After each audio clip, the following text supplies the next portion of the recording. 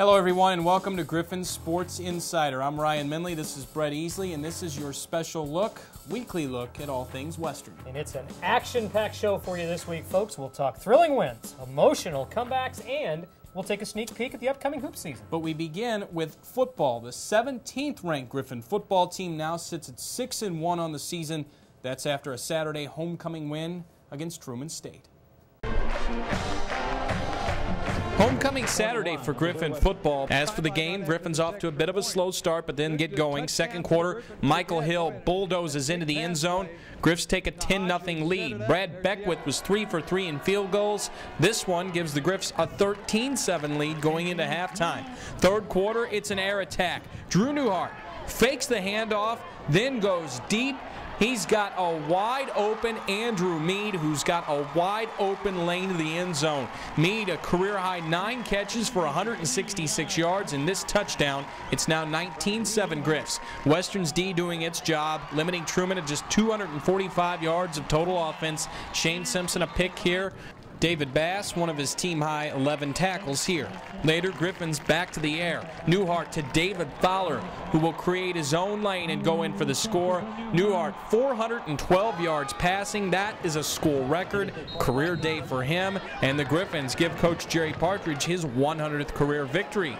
29-7 the final. And joining us right now is head football coach Jerry Partridge. Before we talk about the football game, just want to talk about what happened before the football game on Saturday. A nice ceremony for Officer Dan DeCry, who was killed in the line of duty last month. A lot of folks don't know he was a walk-on football player at Western. He was there when I first got the head job back in 1997. A good guy and obviously a good father, as you read some things, and it was a great touch. It was difficult. It was very difficult to be up there and to watch that young mother and young daughter and to know what they're going through. But to my understanding, she's a woman of faith, and she's really fighting through it and is very strong. Well, a touching ceremony, always festive homecoming. Had a nice crowd, and a lot of folks wondered how would this team come out and react coming off the game against Northwest. And it was a little bit of a slow start, but you didn't think that was a bad thing a little bit? Well, it was a slow start on the scoreboard. I agree. It felt that way, too. It was just very difficult. But I think we played pretty well. I think we took the ball and we drove and got a field goal out of it. And it was just like the Mesa first drive, too. We got stalled first and goal. So you take half the quarter up and you only get 3 sometimes. It feels like, oh, my gosh. And they were able to move the ball a little bit. And we possessed the ball quite a bit in the first quarter and only come away with a 3-0 lead. It felt like we really got off to a slow start. But I don't know that necessarily we were.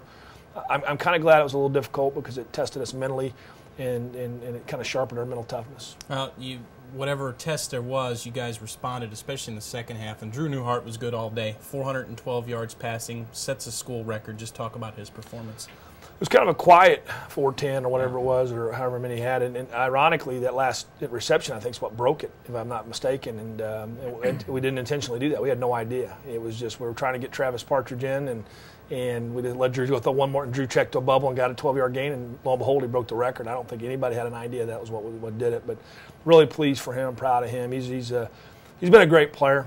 And, I don't know that he's got the accolades he probably deserves just because there have been so many good quarterbacks in this league. And Drew's just interested in winning games. But I tell you, as good a player as he is, he's even a better person. Coach, one of the popular questions the last couple of weeks is, was there something wrong with the running game? What's wrong with the running game? And I thought you gave a good answer yesterday. If they're going to play 9 in the box, it's hard to run football, isn't it? Well, in the case of last Saturday against Truman, they were crowding the box. There was 8, 9 in there, and they were just going to say, you're going to throw the ball. I think right now people are saying, okay, we can cover your wideouts. They don't think we're necessarily that fast, and they think they can cover us, so they're going to crowd up in there and not let us run the ball. And I don't know that we're run blocking very well either. We can be better. That we certainly have the talent to be better. Those kids are good enough players to do it. Just whatever reason, we've kind of lost our mojo in that category. But I think we got good backs. If people allow us to run the ball, we're going to run it. Northwest crowded the box 2 weeks ago, and then plus they just seem like they're crowded the box with their 5 guys they got up, and they dared us to throw it, and they pressed a little bit, and they got away with some things. We got some kids that ran by, and we just didn't see the open guys, or we missed the open guys, and we could have done more that day too. But you're right. I think that I think I told a radio guy today, it'll happen in the next couple weeks. You'll see a 100-yard rusher, maybe both of them. Kind of along those lines, Coach, boy, hard to believe we played 6 games already. We're past the midway point. Give me a midseason report card on a couple of groups. Talk about the offensive line, and then talk about the wide receivers midway. The offensive line, I felt like certainly the first group, there's some talented young men. I don't know that they've based on what my expectations of them are, then I would say that it's a C grade. But based on what the overall performance is, it's B plus to A minus because we have a very good offense. So I really feel like some of these kids are special football players and they can play just a little better than what they're doing, and they will. I don't think there's any question about it. Receiving core-wise, it's kind of a mixed bag. I think there's been some games where they've underachieved a little bit, and I think there's had some games where they've played great.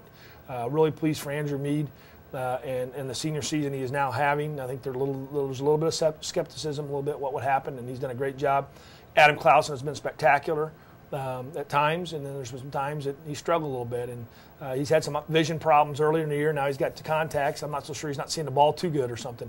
Terrell Downing has shown the flashes of the brilliance he's going to have in his career. And there's also been some moments where you like to see him make the plays. So those kids are going to be fine. They're going to play well down the stretch. And I think it's a similar thing to what I'd look at with the O-line. I mean, I think it's B plus, somewhere in there, because we've got a good team. Well, you mentioned Andrew Mead, and we're going to talk about him now. It's been quite a road for the 6th-year senior. A year ago at this time, his football career was seemingly over, but the Gower native has come back and put together an impressive final run.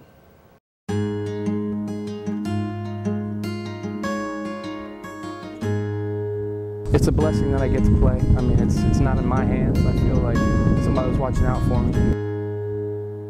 Andrew Mead is getting a second chance at a senior season, and he's making the most of it. Touchdown, Griffins!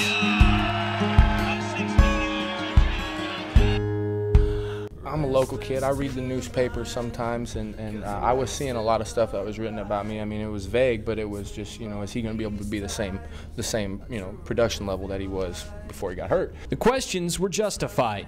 Mead's 2009 senior season ended before it began. A vicious hit in preseason practice left him unconscious with a severe concussion, his second in 4 months' time. I woke up in the hospital, and that's not something I ever want to do again. His football future in doubt, Mead visited a concussion specialist in Pittsburgh, Pennsylvania last year.